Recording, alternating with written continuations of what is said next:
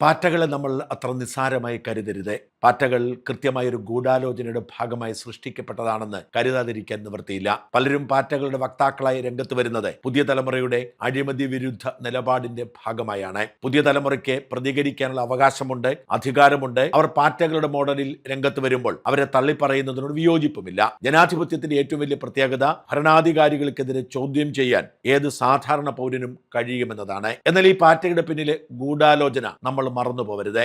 ഈ പാറ്റകളുടെ ബലഹീനതയും സത്യസന്ധതയും ആത്മാർത്ഥതയും തന്നെയാണ് ചിലർ ചൂഷണം ചെയ്യുന്നത്. ഇതൊരു ആഗോള ഗൂഢാലോചന തന്നെയാണ്.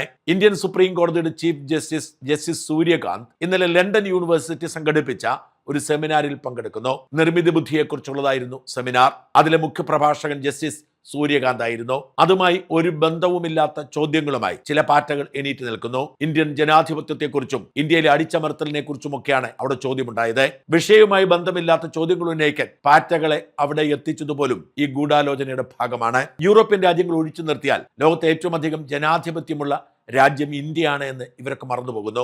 ജനാധിപത്യത്തിന്റെ ഉത്തമ മാതൃക എന്നിവർ വിശേഷിപ്പിക്കുന്ന അമേരിക്കൻ പ്രസിഡന്റ് ഇറാനിൽ നടത്തിയ യുദ്ധം, അല്ലെങ്കിൽ വെനസ്വേലൻ പ്രസിഡന്റിനെയും ഭാര്യയെയും പിടിച്ചുകൊണ്ടുവന്നതൊന്നും ജനാധിപത്യ വിരുദ്ധമാണെന്ന് ഇവർക്ക് തോന്നുകയോ ഇവരാരും ചോദ്യം ചെയ്യുകയോ കലാപത്തിനിറങ്ങുകയോ ചെയ്യുന്നില്ല.